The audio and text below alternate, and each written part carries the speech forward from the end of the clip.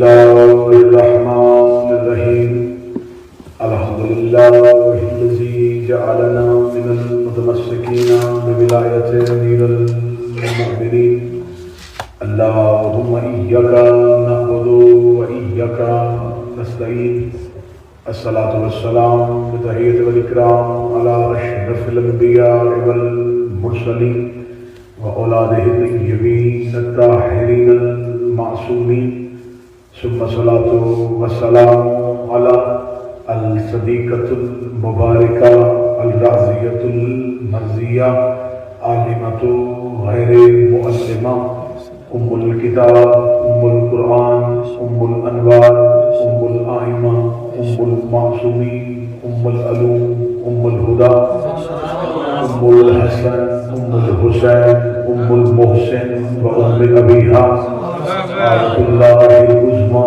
وزوجة آية الله الكبرى السيدة فاطمة الزهراء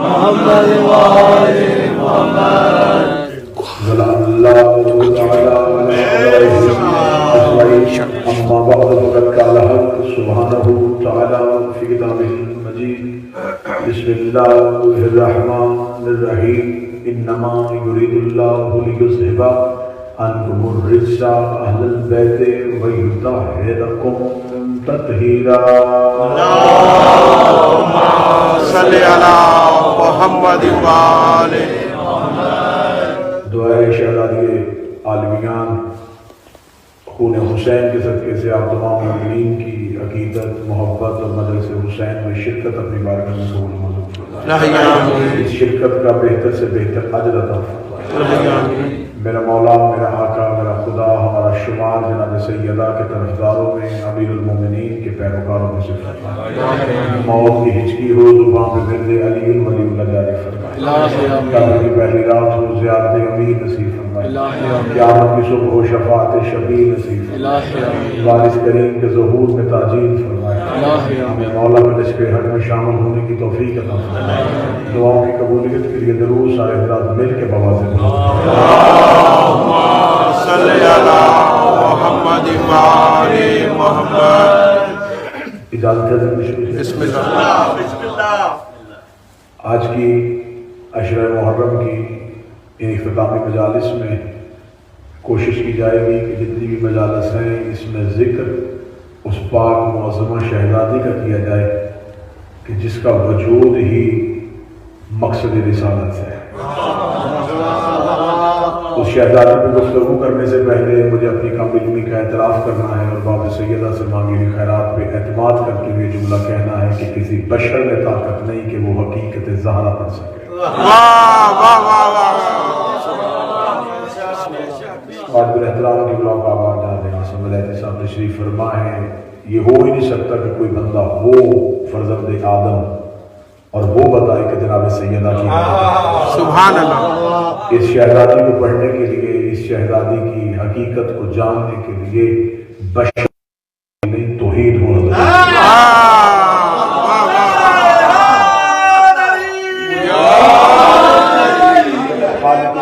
زہرا نے کہہ دیا جب خالق لم یزل نے کہہ دیا کہ وما ادراک ما لیلۃ القدر تمہیں کیا پتا کہ بطول کسے کہتے ہیں تو یقیناً ہمیں خبر ہی نہیں ہے کہ سیدہ کسے کہتے ہیں شہزادی کی مدد کرنا شہزادی کے بارے میں جب بھی بات ہوتی ہے تو اس بیوی کو یہ پاک معظمہ ہے جس شہزادی کا تعارف کروانے کے لیے ہمیشہ رشتوں کی پہچان بتائی جاتی ہے یہ بتایا جاتا ہے کہ نبی کی بیٹی کا نام سیدہ ہے امیر المومنین کی زوجہ کا نام سیدہ ہے حسنین کریمین کی ماں کا نام سیدہ ہے میں پوری ذمہ داری کے ساتھ عقیدے والے لوگوں میں یہ لفظ کہنے لگا ہوں اس بیوی کو اپنے تعارف کے لیے کسی رشتے کے حوالے کی ضرورت نہیں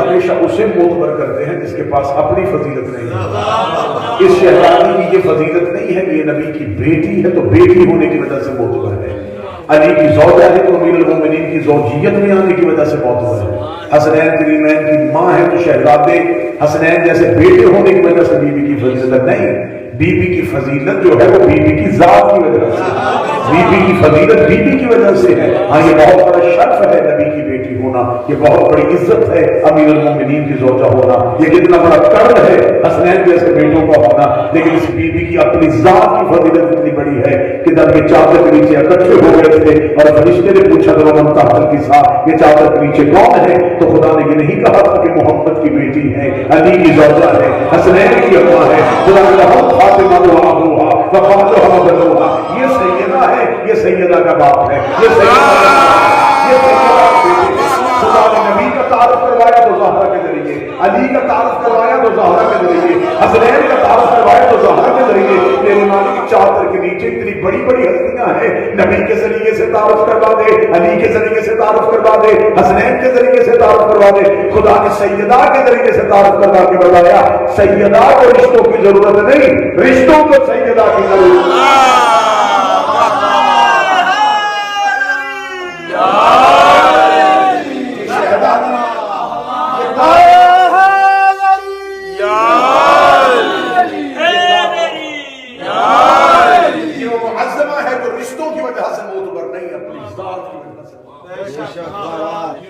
شاعر بشر مصور پاکستان اقبال نے کہا تھا سیدہ کی نسبت بی بی مریم سے ہو نہیں سکتی، مریم یک نسبت عزیز، زہرا سے نسبت عزیز۔ مریم کے پاس عزت کے لیے ایک ہی رتبہ ہے، عیسیٰ کی ماں۔ یہ لفظ آسان کر کے دوں، مریم کا ایک بیٹا معصوم ہے، زہرا کے 11 بیٹے۔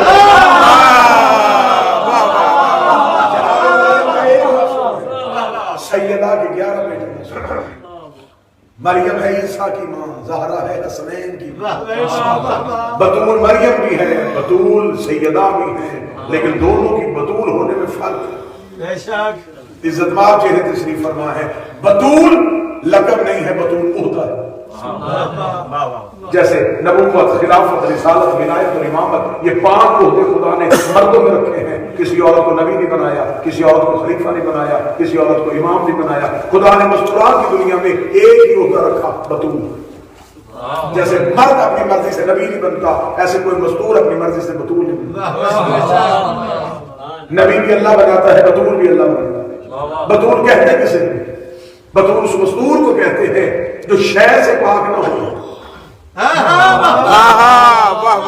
جسے پاکیزگی اور طہارت کے لیے کسی شے کی ضرورت نہ ہو۔ جناب سیدہ بطول ہے، مریم بطول ہے، لیکن دونوں کے بطول ہونے میں فرق ہے۔ اتنا بہترین اور لطیف فرق سمجھانے لگا ہوں، عقیدے والا بندہ فوراً سمجھ جائے گا کہ میں خصوصاً دعا کروں گا۔ مریم بھی بطول ہے، سیدہ بھی بطول ہے، لیکن فرق اتنا بڑا ہے، مریم ہے بغیر شوہر کے بطول،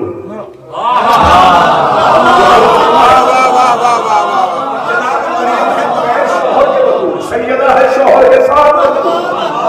بغیر شوہر کے بطول ہونا آسان تھا، شوہر کے ساتھ بطول ماشاءاللہ۔ جناب مریم ہے بطول لیکن شوہر نہیں، علی جیسا شوہر ہے لیکن بطول۔ سبحان اللہ۔ مریم بطول ہے، سیدہ بطول ہے، فرق ہے۔ مریم چھوٹی بطول ہے، سیدہ بڑی بطول ہے۔ مریم بڑی باعزت مستور ہے، عیسیٰ جیسے نبی کی ماں ہے، لیکن مریم جنت سے کھانا منگواتی تھی۔ جناب مریم کی روٹیاں جنت سے آتی تھی، سیدہ منگواتی نہیں تھی۔ سیدہ نے عرش پہ روٹیاں بھیجی، عرش خدا اور ہے، دہلیز سیدہ اور ہے۔ دہلیز سیدہ کی فضیلت کتنی بڑی ہے، عرش خدا میں کون رہتا ہے؟ جبرائیل رہتا ہے، میکائیل رہتا ہے، اسرافیل رہتا ہے، اسرائیل رہتا ہے۔ اب بتاؤ دہلیز سیدہ پہ کون بیٹھتا ہے؟ کمبر بیٹھتا ہے، مقداد بیٹھتا ہے، ابوذر بیٹھتا ہے، سلمان بیٹھتا ہے۔ کسی کتاب میں نہیں لکھا کہ ایک دن میں جناب کمبر نے کہا ہو یا آج مجھے جنت میں بھیج دیجیے، فضہ نے کہا ہو مجھے عرش سے روٹی منگوا دیجیے، سلمان نے کہا ہو مجھے جنت کی سیر کروا دیجیے۔ ادھر والے ادھر جانے کی تمنا نہیں کرتے، ادھر والے کبھی درسی بن کے، کبھی بن کے، کبھی حیدر حیدر حیدر حیدر حیدر حیدر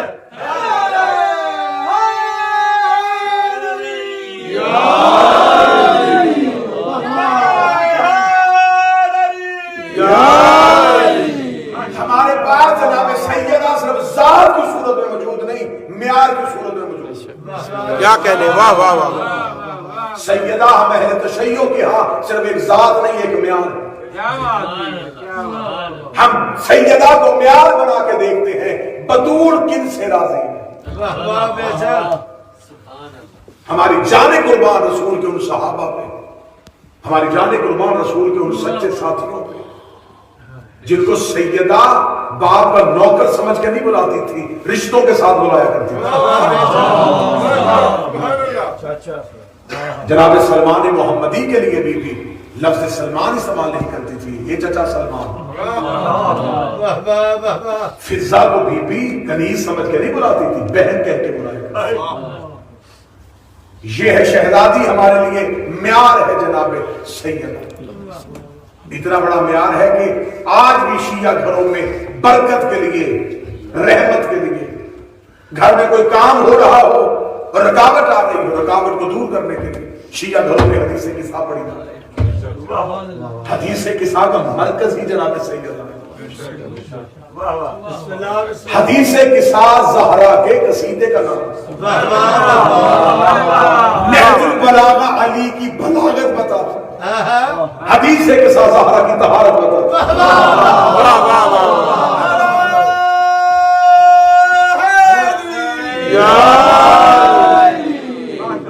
کیا ہے حدیث قصہ؟ یہ اس صحابی سے روایت کی گئی جس نے 5 حجتوں کی خدمت کی.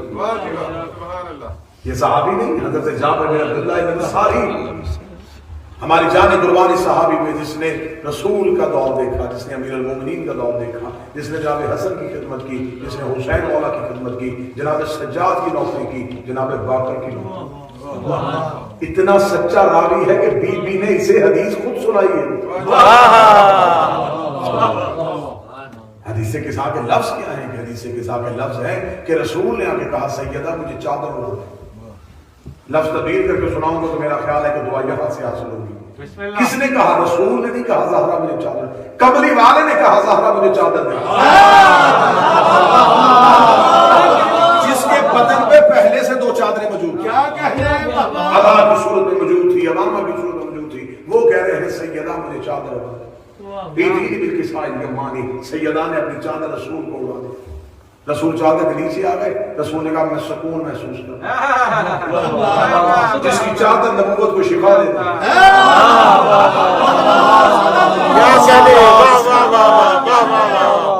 کملی والے کی کملی میں آنے کی تمنا کرنے والوں پہلے دیکھو کہ کملی والے کو اس کی چادر. سیدہ کی چادر کے نیچے آ کے رسول کو سکون ہو گئے. یہ حدیث سے قصہ آگے بڑھتی ہے کہ اتنی دیر میں ایک شہزادہ صحن عصمت میں داخل ہوا. اس نے آتے ہی کہا یا رسول اللہ, اما کہیں سے نانا کی خوشبو آ رہی. نبوت وجود سے نہیں خوشبو سے بھی پہچانی جاتی. اما کہیں سے نانا کی خوشبو آ رہی. کس نے کہا؟ امام حسن نے. کس سے کہا؟ سیدہ سے کہا. سیدہ نے کہا وہ چادر کے نیچے ہے رسول. اب مجھے میرا مجمع بول کے بتائے یہ کون تھے؟ یہ غلام نہیں آیا, یہ امام آیا. اور یہ وہ امیر حسن آئے ہیں جو ماں کی گود میں بیٹھ کے لوح محفوظ پڑھ لیتے. جو ماں کی گود میں بیٹھ کے لوح پڑھتا تھا اسے صحن میں نانا نظر کیوں نہیں آیا؟ سوال سیدہ سے پوچھا. فرمایا وہ چادر کے نیچے ہے رسول.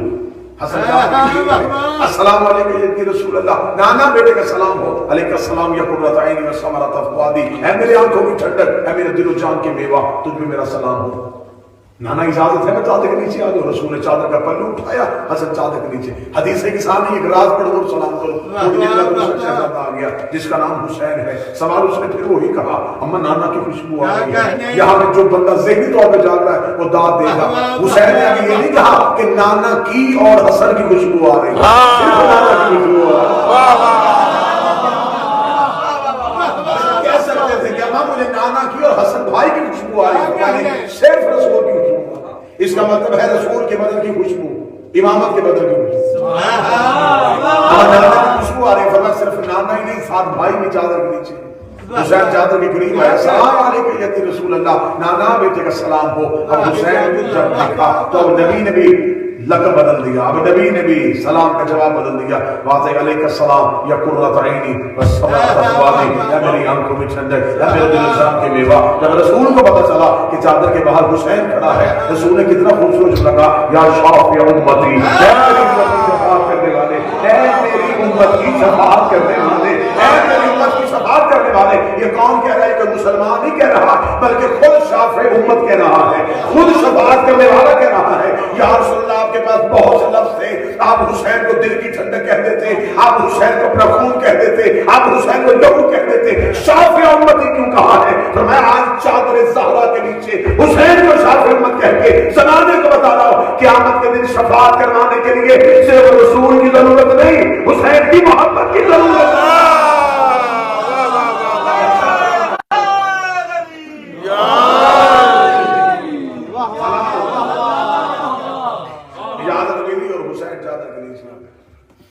اجازت ملی تو حسین چادر کے نیچے، اجازت ملی تو حسن علیہ السلام چادر کے نیچے. کیا کہہ رہے؟ بڑا خوبصورت جملہ سن. حسن اور حسین چادر کے نیچے آئے. یہاں ایک تیسری شخصیت سے لگا. اب لفظ تبدیل کرے تو صاحب منبر سلونی نے زہرا سے پوچھا،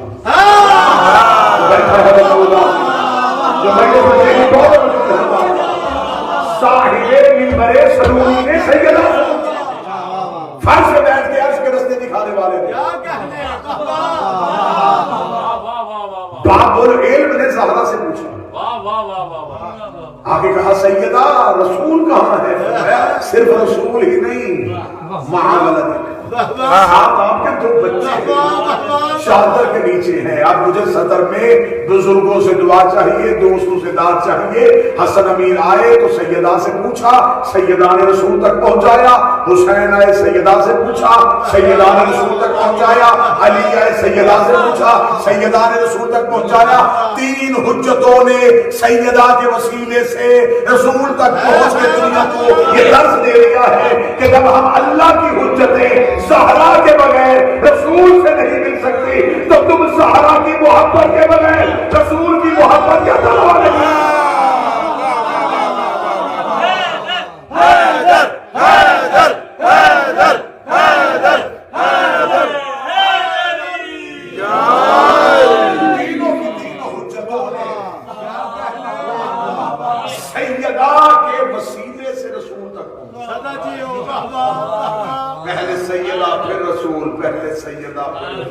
یعنی کہ رسول تک آنے کے لیے زہرا کا وسیلہ ضرور ہے. ماشاءاللہ. کسی کے پاس وسیلہ رسالت اور وسیلہ زہرا نہ ہو تو کبھی بھی محبت رسول کا دعویٰ نہ کرے.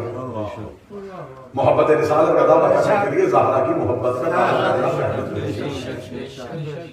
یہ تینوں حجتوں نے آگے رسول سے پوچھا. اگلی سطر جو سردار بیٹھا ان سے دعا دوں. ان تینوں میں سے کوئی بغیر اجازت کے چادر کے نیچے نہیں آئے. کوئی مجھے ایک پھٹی سے پھٹی کتاب سے ثابت کیا جائے کہ جب حسین نانا کی پشت پہ آئے تب کانٹا پکڑ کے ہرا کے کہا تھا اجازت ہے میں نماز میں آ جاؤں.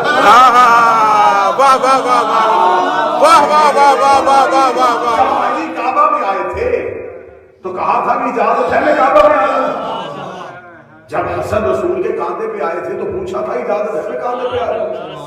وہاں اجازت کے بغیر میں سیدہ کی چادر میں اجازت کیوں مانگی؟ سیدہ کی چادر میں اجازت مانگ کے دنیا کو بتا دیا ہے وہ نماز کبریا ہے، یہ حجاب کبریا ہے. واہ واہ واہ. نعرہ تکبیر، نعرہ رسالت، نعرہ حیدری، حیدری.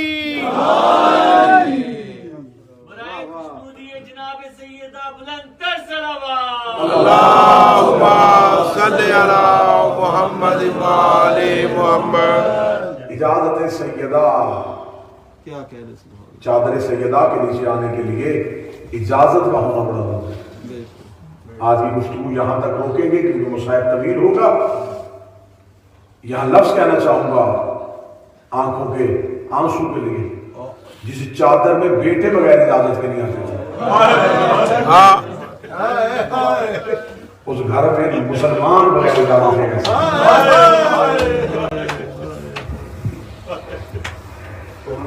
ہماری جان قربان سیدہ تیری صداقت پہ ہماری زندگی قربان، 1,00,000 دفعہ بھی زندگی قربان کرنی پڑے بغیر سوچے ہوئے کرتے ہیں سیدہ تیری صداقت کے لیے۔ نبی کی بیٹی کل بھی سچی تھی، آج بھی سچی ہے، جس کی چادر کے نیچے بیٹے بغیر اجازت کے نہیں آئے، اس کی بیٹی کے خیمے میں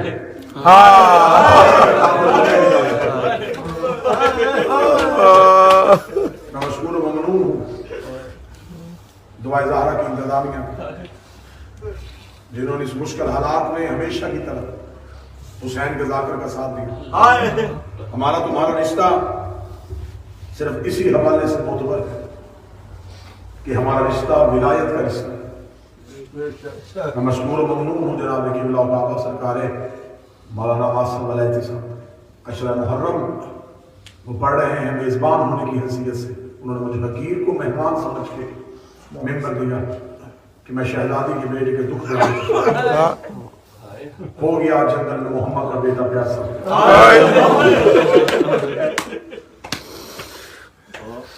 دیار غیر میں آج پانی بند کر دیا گیا مجھے، بہتے دریا سے خیمے اکھاڑ لیے۔ عباس کی موت سے زیادہ عباس پہ سخت تھا علی کی بیٹی کا خیمہ۔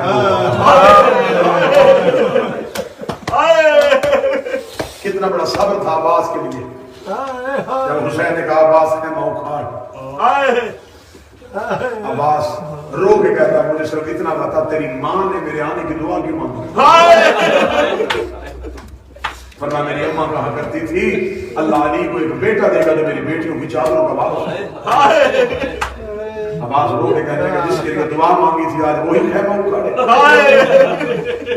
عباس ابھی رو رہے تھے، خیمے کے اندر سے عالیہ کی آواز ہے عباس خیمہ اکھاڑتا ہے کہ خیمہ باہر؟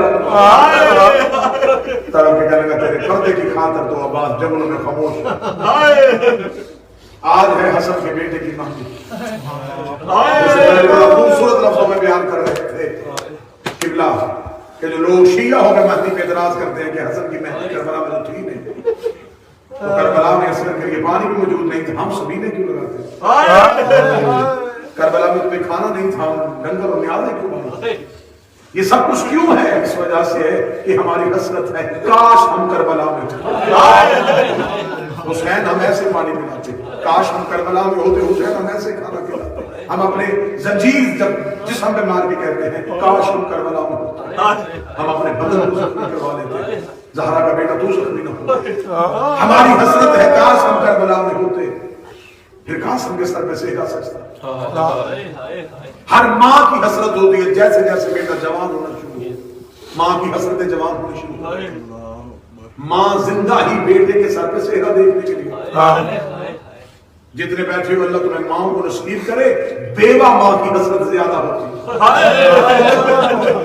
اس کو تو آسنا ہی سنا بیٹا، اس کی حسرت ہوتی جلدی جوان ہو جائے۔ قاسم کی ماں روز قاسم کا چہرہ دیکھتی، رو کے کہتی میری بڑی حسرت ہے میں تیرے سر پہ سہرے دیکھتی۔ شب عاشور ہے، 10 محرم کی رات ہے، صبح معطل سجنے والا ہے، زہرا کی بیٹیوں کے خیموں کے پہرے دیے جا رہے ہیں، 2 شخصیات پہرا دے رہی ہیں، ایک گھوڑے پہ سوار ہے جسے علی اکبر کہتے ہیں، ایک سوار ہے جسے عباس کہتے ہیں، دونوں پہرا دیتے دیتے گفتگو کر رہے ہیں۔ عباس کہہ رہے ہیں علی اکبر کل یہ میدان نہیں رہے گا، یہاں مقتل سج جائے گا، علی اکبر میری بڑی حسرت ہے کاش تیرا بابا حسین صبح سب سے پہلے مجھے اجازت دے میں ایسے تلوار کے چور دکھاؤں جو پہلے مانگنے کے لیے آئے، انہیں بتاؤں کہ علی کے بیٹے کیسے ہوتے ہیں، علی کے شاگرد کیسے ہوتے ہیں۔ اکبر رو کہتے نا چچا عباس اگر کل اجازت ملے تو سب سے پہلے مجھے ملے، تیرے نہ جانے سے نہ، اگر تو چلا گیا تیرے جانے سے میرے بابے کی کمر ٹوٹ جائے گی۔ اتنا کہنا تھا، عباس نے جلدی سے اکبر کے چہرے پہ ہاتھ رکھا، رو کر میدان میں جانے کی بات نہ کر، تیرے جانے سے حسین کی آنکھوں کا نور چلا جائے گا، تو عالیہ کا بھی بیٹا ہے، تو حسین کا بھی بیٹا ہے۔ اکبر کہتے تھے پہلے میں جاؤں گا، عباس کہتے تھے پہلے میں جاؤں گا، یا خیمے کی کھوج سے ایک 13 سال کا بچہ دوڑ کے آیا، دونوں کے سامنے چھوٹے چھوٹے ہاتھ جوڑے، روک دینا تو جانا نہ تو جانا، تیرے جانے سے کمر ٹوٹے گی، تیرے جانے سے آنکھوں کا نور جائے گا، صبح سب سے پہلے مجھے جانے دینا، میں یتیم ہوں، نہ کسی کی کمر ٹوٹے گی نہ کسی کی آنکھوں کا نور جائے گا۔ حسین نے خیمہ چھوڑا، دوڑ کے آ کے قاسم کو سینے سے لگایا، تجھے کس نے کہا ہے تیرے جانے سے دو گھر برباد ہوتے ہیں. ایک حسن کی تصویر جاتی ہے, دوسرا میری بیٹی کی تکلیف. تجھے کس نے کہا ہے کہ تیرے جان مقتل سد گیا؟ جو چاہتا تھا وہ کربلا میں قربان ہو. عباس لاش لے کے آتے, حسین ڈھیلے میں لاش کا استقبال کرتے, فضا دروازے میں کرتی, علی کی بیٹی خیمے میں کرتی. 11 بار تاریخ کہتی ہے کہ قاسم گئے ہیں حسین کے پاس. پہلی بار جا کر مولا اجازت, حسین کے بعد بیٹا پلٹ جا. دوسری بار آیا آگے کا فرزند رسول اجازت. آخری بار آگے قدموں پہ ہاتھ چچا حسین. حسین رو کہتے قاسم پلٹ جا. 11 بار قاسم آئے ماں کے پاس جا کہتے اماں یتیم سمجھ کے نہیں حسین بیٹے. بی بی کے واضح اجازت مانگی, قاسم مانگی اجازت. قاسم ایسے کر عباس کو بلائی. عباس خیمے کے در پہ آئے. قاسم کی ماں رو کے کہتی ہے عباس میرا ایک کام کر ہو. فرمایا قاسم کے بازو میں ایک تعویذ کھول. تعویذ کھولا, فرمایا تحریر پڑھ. یہ تحریر کس کی تھی؟ مولا حسن کی لکھی. جناب عباس رو پڑے. فرمایا قاسم کی ماں یہ تحریر کہاں سے؟ فرمایا جب زہر مل گئی تھی مجھے جلدی سے کہا تھا کاغذ کا لے. ایک تحریر لکھی سے تعویذ بنا کے قاسم کے بازو میں باندھا. عباس بتا تحریر میں لکھا کیا؟ عباس کہتا لکھا ہے کہ کل جب دین کو لہو کی ضرورت پڑے میرے قاسم یتیم سمجھ کے نظر انداز نہ کرنا. میرے قاسم کو حسن کی جگہ پہ خیمے میں قاسم کی ماں کے رونے کی صدا ہے. ایک ہاتھ قاسم کا عباس نے تھاما, دوسرا ہاتھ قاسم کی ماں نے تھاما. حسین قلعے پہ آتے ہوئے غازی کو اور فروا کو قاسم کو لاتے ہوئے دیکھا.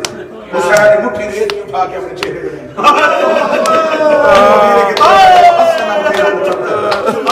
صفات سے بڑی آ گئی. قاسم کی ماں کا جناب حسن کی بیوی کا اتنی عزت اور اتنا حیا کرتے تھے قریب کربلا. حسین اٹھ کے فرمایا قاسم کی ماں کو آنے کی ضرورت نہیں تھی, پیغام بھیج دیتی حسین آ جاتا. فرمایا حاجت مند کو چل کے جانا پڑتا ہے, جس کی حاجت ہو اسے خود آنا پڑتا ہے. کون سی حاجت ہے قاسم کی؟ لوگ کہتے میرا بیٹا مقتل میں بھیج. مقتل میں بھیجنے کا نام آنا تھا. حسین نے قاسم کو سینے سے لگا. لوگ کہتے تیرا بیٹا ہے, جوانی ہو, اس کے نصیب ہو. طرف نے کہہ دیا مجھے بتا اکبر سے زیادہ خوبصورت, عالیہ کے بیٹوں سے زیادہ پیارا. اگر شہداء میں ان کے نام ہے تو پھر قاسم کا نام بھی ہونا چاہیے. حسین نے قاسم کو قریب کیا. شہرہ افاق جملہ جو کربلا پڑھی جاتی ہے تو یہ جملہ جناب قاسم کے نام کے ساتھ منسوب ہو گیا. حسین لوگوں نے قاسم موت کو کیسا پاتا.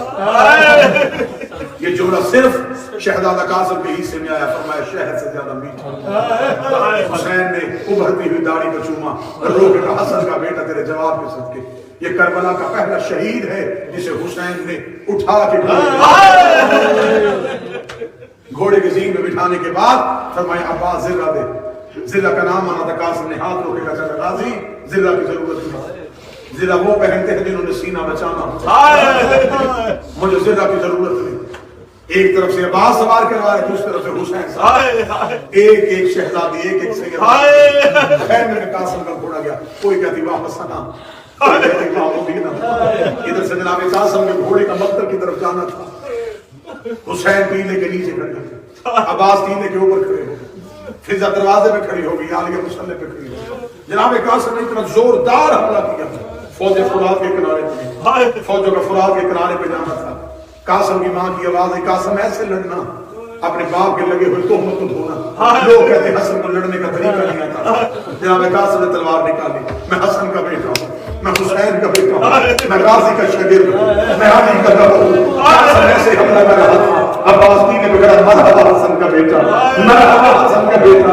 ایسے ہوتے ہیں علی کے لہو, ایسے ہوتے ہیں علی کے شاگرد. یا چاروں طرف سے فوجیں اکٹھی ہونے شروع ہوئی. حسن کے دونوں بیٹوں کو وہاں سے زخم کیا, اس ملعون کو وہاں سے زخم کیا. یا ایک کمینے نے گھٹنا لگا کے قاسم کے پہلو پہ نیزہ مارا.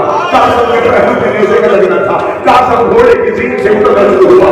عباس جلدی سے گھوڑے پہ بیٹھے. حسین کی بات ہے قاضی کہاں جا رہا ہے؟ فرمایا میرا شاگرد گھوڑے کی زین سے گر رہا ہے. حسین کی آواز ہے عباس کا قاسم کا حملہ دے. وہ بھرتی ہوئی زین سے دوبارہ قاسم کے سامنے آنا تھا. ایک کمینے نے قاسم کے ماتھے میں گھوڑے مارا. قاسم دوسری طرف گرا. مجھے سید بیٹھے مجھے واپس لگا. حسن کا بیٹا نزیر پہ سارا زمین پہ تھا. زمین اور چاروں طرف سے حملہ شروع کرے گا. چاروں طرف سے حملے کا کرنا تھا.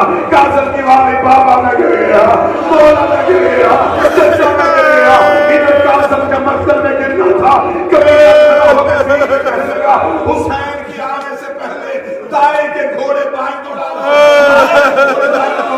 چاروں طرف سے گھوڑوں کا دوڑنا شروع ہوا، جو سید بیٹھے مجھے معاف کر دیا، حسین گھوڑوں کے درمیان کوہنیوں کے بل کے رہا، کسی نے میرا بیٹا دیکھا ہو، کسی نے میرا جوان دیکھا ہو، اب میرا 13 سال گھوڑے ملنے شروع، گھوڑے دوڑ، حسین گھوڑوں کے درمیان قاسم کو ڈھونڈ رہا، اگلی غربت پڑھوں گا کھڑے گھوڑوں کی آواز آئی، حسین نے امامہ اتار کے چادر بنا کے رکھا، تمہارے ڈر سے صرف ذاکر پڑھتے ہیں، حسین نے قاسم کی لاش کربلا کی ریت سے اٹھائی، اللہ کی بیٹی کو سیدہ کے پہلو میں جگہ عطا فرمائے، ذاکر تمہارے ڈر سے پڑھتے ہیں، حسین نے ریت سے اکٹھی کی، رکھ میرے سر پہ قرآن، مجھے غازی کی علم کی قسم ہے، حسین نے قاسم گھوڑوں کے سنوں کے نیچے اور میرا جوانی چلتا بیٹا، اور میرا سیر والا بیٹا، اور میرے حسن کی تقریر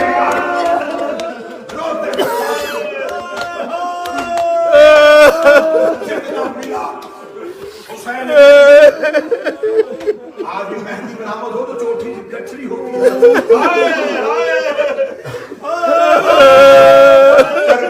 بہت شہید ہے قاسم، جس کی لاش حسین نے ایسے نہیں بلائی،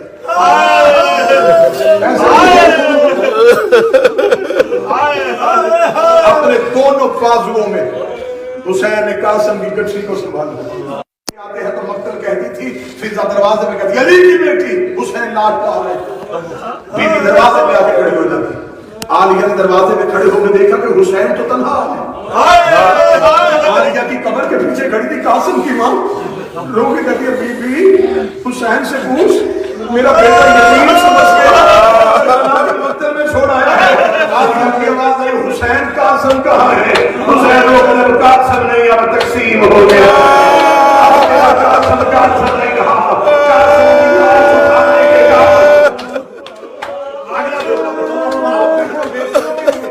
اسی جملے میں مہدی کا مضمون بھی ہے، اسی میں مہدی کا نوحہ بھی ہے، اسی میں مہدی کی برابری ہو جائے گی، جب قاسم کی لاش گٹھڑی بن کے عالیہ کے خیمے میں قبلہ تشریف فرما ہے، کربلا کے ہر شہید کی لاش پہلے عالیہ کے خیمے میں آتی ہے، جس کا بیٹا ہوتا وہ عالیہ کے خیمے میں آتی ہے،